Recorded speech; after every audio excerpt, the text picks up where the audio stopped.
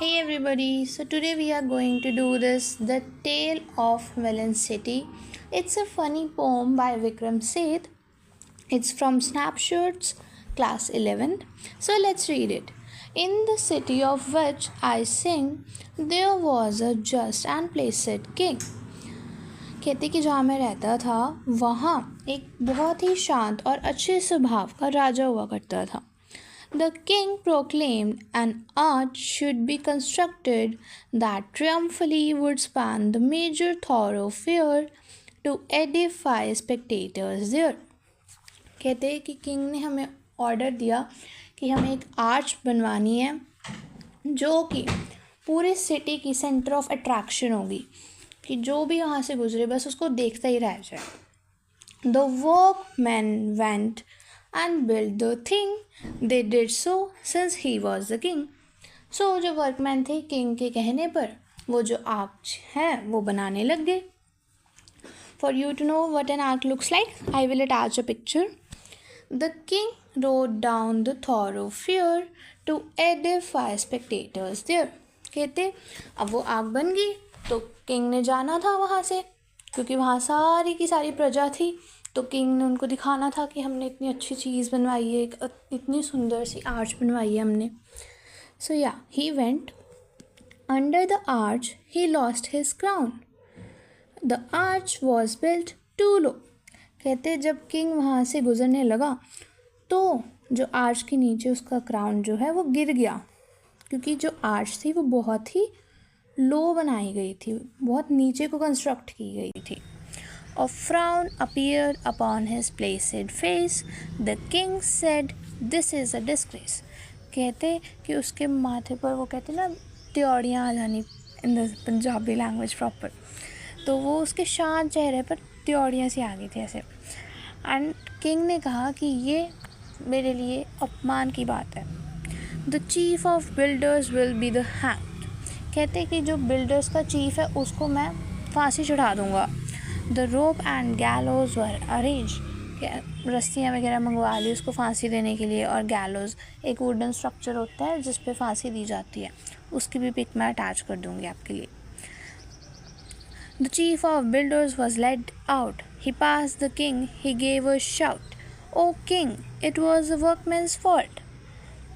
वो कहता है जो चीफ ऑफ बिल्डर्स है वो बाहर आके कहता है उस प्रजा में से कि राजा जी ये मेरी गलती नहीं है, ये तो वर्कमैन की गलती है जिन्होंने काम किए यहाँ पर.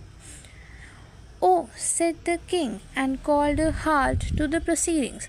तो किंग ने तो कह दिया था कि फांसी पे चढ़ा दो इसको, तो उसने वो चीज़ रोक दी. Being just and placider now, he said, "I must have all the workmen hanged instead." फिर वो कहता है कि जितने भी वर्कमैन हैं मैं सबको हैंग कर दूंगा, सबको फांसी चढ़ा दूंगा. The workman look surprised and said, "O king, you do not realise the bricks were made of the wrong size." फिर जो वर्कमैन है वो कहते हैं कि किंग आपको ना पता नहीं चल रहा कि जो ब्रिक्स है ना वो सही साइज़ की बनी नहीं थी, उनका साइज़ ही गलत था. Summon the masons said the king. फिर किंग कहते हैं मेसन्स को बुलाओ, उनको हम हैंग कर देते हैं. The masons stood there quivering. अब जो मेसन्स है वो घबरा गए, वो ऐसे कांप से रहे थोड़े थोड़े से. It was the architect they said. The architect was someone. कहते वो जो हमारे पास मेसन्स थे ये तो सारी आर्किटेक्ट की गलती है. मतलब कोई नहीं ब्लेम लेना चाह रहा अपने ऊपर, सब एक के ऊपर एक पास करते जा रहे हैं हर एक को आगे. ठीक है, फिर आर्किटेक्ट को बुलाया गया. Well, architect, said his majesty, I do ordain that you shall be hanged. अब आर्किटेक्ट आके क्या कहते हैं कि अब ब्लेम मेरे पे आ रहा है. वो कहते किंग आपको ही फांसी दे देनी चाहिए. O king, you have forgotten one small thing. You have made certain amendments to the plans when I showed them to you. वो कहता आपको फांसी क्यों देनी चाहिए? क्यों? क्योंकि मैंने तो आपको सही प्लान बताया था, लेकिन आपने उसमें करेक्शंस करवाई थी, आपने उसमें चेंजेस करवाए थे, तो इसलिए आपको फांसी दे देनी चाहिए. The king heard this. The king saw red. In fact, he nearly lost his head. कहते अब किंग ने ये बात उसकी सुनी तो उसका फेस ऐसे पूरा लाल हो गया, गुब्बारे की तरह पूरा लाल लाल. और वो अपना माइंड वो जैसे पागल सा नहीं हो जाता कि उसको कुछ समझ ही नहीं आ रहा, वो वैसा हो गया था 1 मिनट के लिए. But being a just and Placid king he said this is a tricky thing. लेकिन वो एक शांत सा किंग था और शांति रखने वाला था और खुश रहता था. तो उसने कहा कि ये बात ना थोड़ी अब ट्रिकी होती जा रही है, कन्फ्यूजिंग होती जा रही है. I need some counsel, bring to me the wisest man in this country. वो कहता मुझे ना किसी सलाहकार की ज़रूरत है. कहते कि हमारी कंट्री में जो सबसे वाइजेस्ट, जो सबसे सियाना आदमी है ना, उसको लेके आओ. The wisest man was found and brought ने कैरल टू द रॉयल कोर्ट. अभी जो वाइजेस्ट मैन था उसको वो लिया एक कोर्ट में. He could not walk and could not see, so old and therefore wise was he.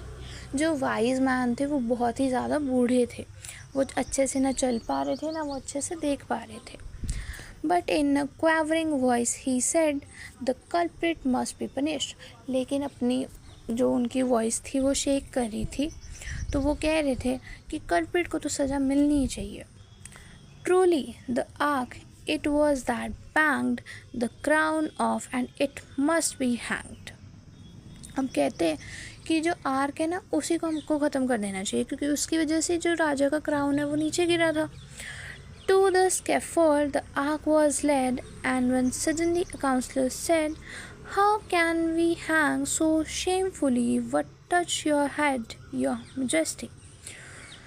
लेकिन फिर एक काउंसलर बोलता है कि हम इतने मतलब बिल्कुल ऐसे शेमफुली कैसे ही ना इस चीज़ को फांसी दे सकते हैं.